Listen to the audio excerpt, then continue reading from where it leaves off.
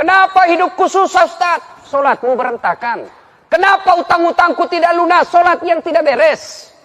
Kecil buat Allah kasih lunas utang. Allah cuma minta perbaiki solatmu. Contoh. Saya kasih contoh paling gampang. Bapak Ibu saudara-saudara sekalian. Kenal enggak? Minum dulu Mas. Ibu bapak pernah lihat pejabat Indonesia? Itu kan rata-rata pejabat punya ajudan kan? Coba kalau bupati panggil ajudan. Ajudan! Langsung siap! Biar dia pegang pisang goreng, dia buang itu pisang gorengnya. Siap komandan! Perintah! Kira-kira ada ajudan dipanggil. Ajudan! Tunggu dulu Pak, orang lagi sibuk. Berani kira-kira ajudan ngomong begitu. Misal Pak Aksa panggil ini. Ajudan, ajudan! Tunggu dulu puang, orang sibuk. Bilang mau kok dikasih pindah kok. Tidak mungkin. Pasti. Itu baru manusia. Kita takut betul sama manusia. Tapi kalau Allah yang manggil kita, hayya 'alas shalah. Apa jawaban kita? Tunggu, lagi meeting. Tunggu, lagi ada tamu.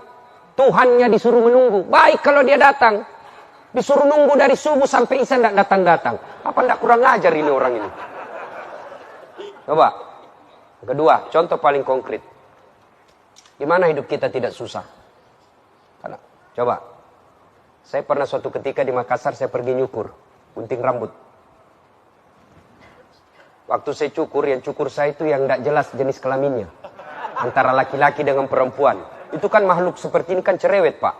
Semua mau dikomentari. Saya diam-diam saja. Nanti saya tersinggung waktu dia bilang, Ustadz, saya tidak percaya Tuhan Maha Pengasih.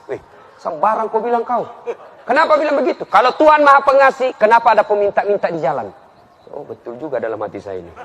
Tapi tidak ada gunanya diajak berdebat. Jenis kelaminnya aja tidak jelas. Habisin pulsa saja berdebat sama ini. Pulanglah saya. Di jalan saya ketemu orang gondrong. Saya bilang, oh ini jawabannya. Saya bilang, Dek, sini. Apa Ustadz? Ikut kok sama sini. Saya kasih kau uang. Ikutlah dia. Sampai di tukang cukur saya bilang, saya tidak percaya ada tukang cukur di sini. Sembarang mulutnya ini Pak Ustaz. Saya tidak percaya. Kau bilang, barusan saya cukur Ustaz. Saya tidak percaya. Kalau ada tukang cukur di sini, kenapa ada ini gondrong? Sudah bilang, dia gondrong karena dia tidak datang mencukur. Coba kalau dia datang, ku gondol dia Ustaz. Begitu juga dengan Allah. Mana hidup kita tidak susah? Kita tidak datang kepada Allah. Coba. Bapak-bapak hafalkan Asmaul Husna. Ya Allah, Ya Rahman, Ya Rahim, Ya Salam. Subhanallah wa bihamdihi, Subhanallahil azim. Semua nama-nama Allah baik. Tapi kita tidak datang. Kita lebih senang datang kepada pejabat. Kita lebih senang kepada manusia daripada datang kepada Allah. Maka ingin baik, merindukan kematian supaya kita tidak takut menghadapi kematian. Kedua, perbaiki sholat. Yang ketiga, ada lagi. Sedekah. Bersedekah. Apa hubungannya Ustaz? Ingat, diceritakan dalam Quran. Ketika orang sudah menghadapi sakaratil maut dan mati dan ketika dibangkitkan, dia akan bertanya, ya Jibril, hari apa ini? Lalu malaikat Jibril berkata, ini adalah hari kebangkitan. Kalau ini hari kebangkitan ya Jibril, kembalikan saya ke dunia. Kami suka kasih kulinoe, kembalikan saya ke dunia. Meskipun sekejap saja. Untuk apa? Untuk sholat? Bukan. Untuk apa? Puasa? Bukan. Untuk apa? Haji? Bukan. Untuk apa? Kita hanya ingin berkata, malaikat, kembalikan saya. Ya Allah, kembalikan saya ke dunia. Meskipun sekejap saja. Saya hanya ingin mengatakan, hartaku saya belanjakan di jalan agama Allah. Maka Bapak Ibu, jangan terlalu pelit. Tidak ada orang yang bangkrut kalau dia rajin bersedekah. Pengalaman saya paling ini Pak. Saya ini banyak sekali pengalaman saya soal sedekah. Pengalaman terakhir saya Pak. Paling terakhir ini. Ada kebiasaan saya. Setiap awal bulan saya pergi tukar uang-uang baru. Ya, yang baru-baru. Karena kalau uang baru Pak dikasih orang meskipun 10.000 merasa terhormat. Kalau uang baru Pak, enak dikipas-kipas kan. Nah, saya bagi-bagilah tukang sapu-sapu di Unhas tempat saya ngajar. Sudah, saya tidak tahu berapa jumlahnya. Sudah itu saya pergi ceramah. Saya pergi ceramah di Tanah Bumbu Batu Licin. Ya, kira-kira yang saya keluarkan itu Pak tidak sampai 2 juta. Sampai di Batu Licin selesai ceramah, datanglah itu orang yang undang saya ceramah bawa tas-tas. Ustadz, ini Ustadz. Apa ini? Hadiah untuk istri di rumah. Saya atau istri? Sama-sama saja Ustadz. Sudah dikasih. Masuk saya kamar, saya buka. Berapa isinya? 150 juta. Allah ganti Pak, berkali-kali lipat. Ada lagi nih. Saya pergi ngajar di kampus. Pulang ngajar saya lihat tukang cat. Kerjaan yang tukang cat. Saya bilang pasti orang miskin. Saya kasihlah uang 100 ribu. Keluarlah doanya, mudah-mudahan murah rezekinya dan seterusnya. Tiba-tiba sore hari saya sudah sampai di kantor, ada orang menelpon, Ustadz saya ajudannya ini. Oh, ini bagaimana kabar beliau? Baik-baik Ustadz, saya diperintah beliau untuk ketemu sama Ustadz. Oh ya, kita ketemu di kantor saya, Jalan Kakak Tua. Datanglah dia. Assalamualaikum Ustadz. Waalaikumsalam. Ini ada titipan dari beliau. Coba apa? Saya lihat amplopnya tebal Pak. Ini Pak. Kok bisa? Saya kan tidak ceramah, tidak apa-apa. Padahal dalam hatiku cepat sudah kasih saya.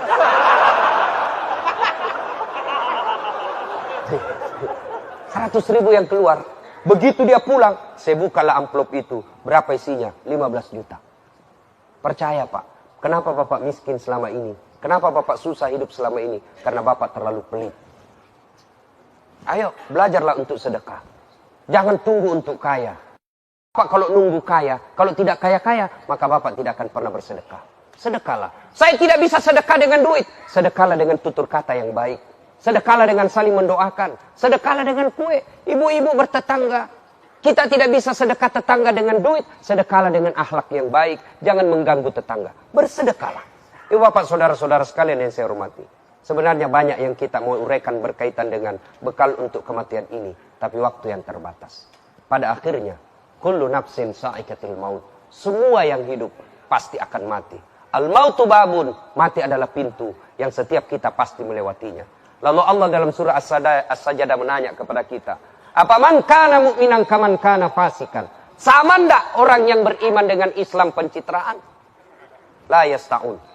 Tidak sama kata Allah. Amal ladzina amanu wa amilus solihati falahum jannatul ma'wa. Bagi mereka yang beriman, beramal soleh, kami kembalikan mereka ke dalam sorga. Sorga dunia, insya Allah sorga akhirat. Wa ammal ladzina fataku fama'wahumun nar. Bagi mereka yang pembangkang, pura-pura beriman, Islam pencitraan, kami kembalikan mereka ke dalam neraka. Nerakanya dunia, lagi nerakanya akhirat. Nah ibu bapak saudara-saudara sekalian, sebelum ajal menjemput, alhamdulillah Allah kasih kita umur yang panjang. Alhamdulillah lagi Pak, Allah kasih kita umur untuk datang beriktikaf. Jangan anggap enteng kekuatan doa. Bisa jadi Bapak sholat tahajud hanya 30 menit. Berdoanya 30 menit. Bisa jadi yang 1 jam itu mengubah hidup kita 30-40 tahun yang akan datang. Bahkan memperbaiki hidup kita sampai ke akhirat. Maka manfaatkan waktu yang tersisa ini. Itu berdoa sebaik-baik kepada Allah. Berdoa tidak harus bahasa Arab. Berdoa itu bahasa anak gaulnya curhat. Sampaikan keluhan kita kepada Allah. Tidak harus mengikuti apa yang disampaikan ustadz kita. Apa yang disampaikan imam kita. Tapi sampaikanlah dengan bahasa kita masing-masing. Dengan sepenuh hati dan penuh harap. Dan jangan pernah berburuk sangka. Karena Allah janjikan. Ud'uni astajib lakum. Minta kau kepadaku.